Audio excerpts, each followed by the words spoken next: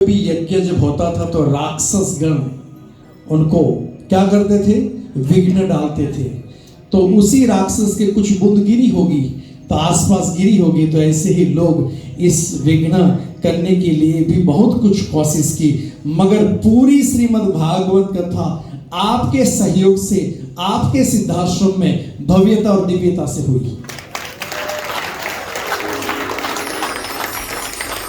मैं एक निवेदन करूंगा आज सभी सनातनियों को, जहां भी रहते हो, आसपास जो भी मंदिर है, छोटा है या बड़ा है, जहां भी भगवान की प्रतिमा है, जहां भी भगवान की ध्वजा है, कभी अपमान मत करना, नहीं तो यही भगवान आपको जब अपमानित करोगे तो संसार में कहीं नहीं रहोगे।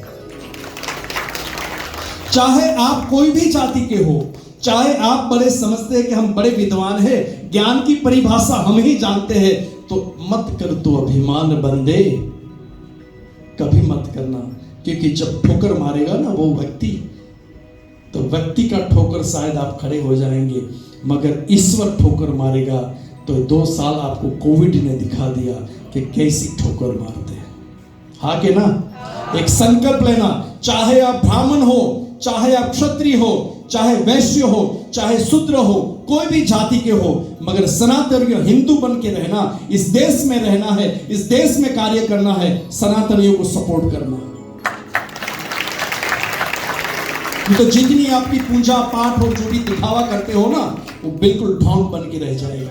कोई भी आपका साथ नहीं देगा, कोई भी आपको हाथ नहीं पकड़ेगा, क्योंकि आप ही आपके लोगों को ऐसी बीमारी पैदा करके जब अपनाते हैं ना, तो वो ईश्वर आपका कभी साथ नहीं देगा।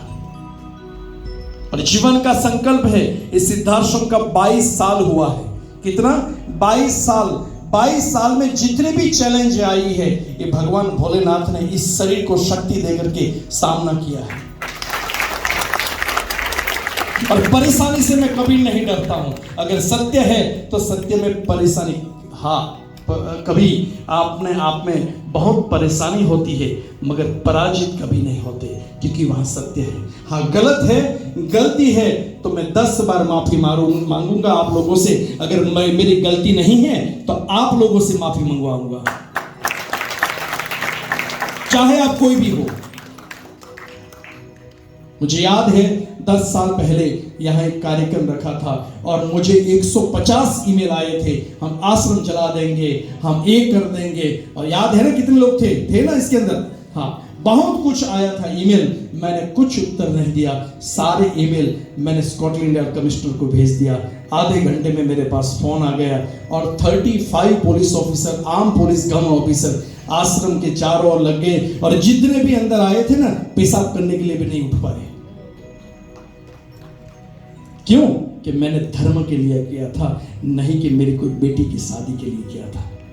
मैंने धर्म के लिए किया था, मेरे समाज के लिए किया था, मेरे समाज की संस्कृति के लिए किया था, नहीं कि कोई मुजरा और कोई डिस्को डांस का कार्यक्रम मैंने यहाँ किया था। और ये स्वभाव आज नहीं, जब तक ये शरीर रहेगा तब तक रहेगा। क्यों? कि मैं सनातनी हूं और इस देश में सनातन के लिए आया हूं।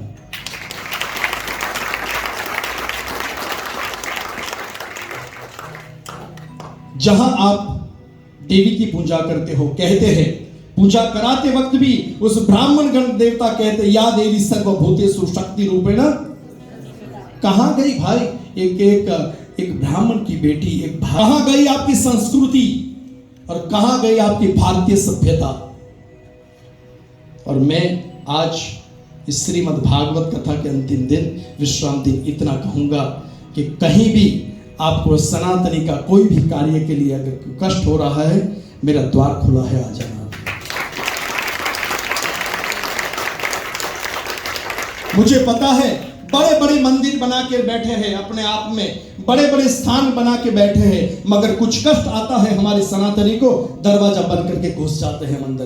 कहां गई आपकी हनुमान चालीसा? कहां गई आपकी उस भगवती की शक्ति की?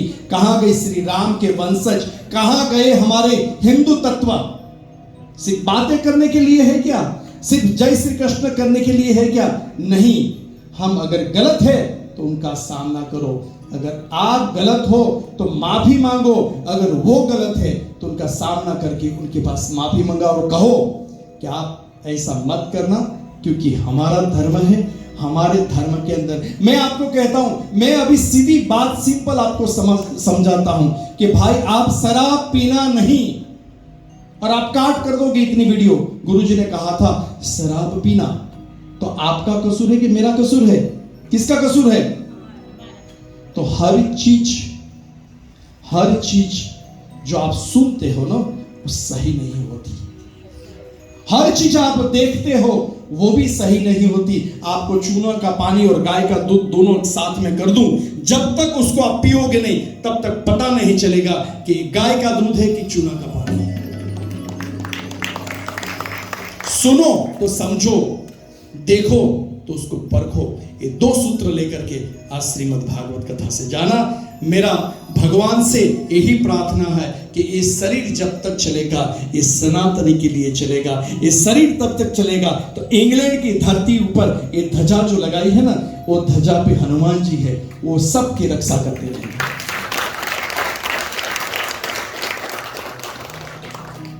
बहुत कुछ नहीं बोलते हुए, कल हमारे भारत का एक अमृत महोत्सव है।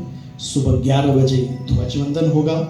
आप जरूर आइए, 10:30 बजे आ जाइए, क्योंकि हमारे भारतीय जो टाइम है ना, बहुत अच्छा टाइम है हमारा। 11 बजे बोलते हो तो घरे नाश्ता और दूध पी के निकलते हैं।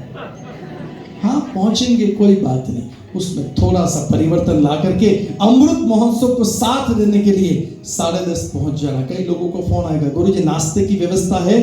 तो नाश्ता और रास्ता दोनों है मेरे पास। अच्छी तरह से आओगे तो नाश्ता मिलेगा, अच्छी तरह से नहीं आओगे राउंड अबाउट का रास्ता मिलेगा, दोनों है। जरूर आप आना। जय श्री कृष्ण।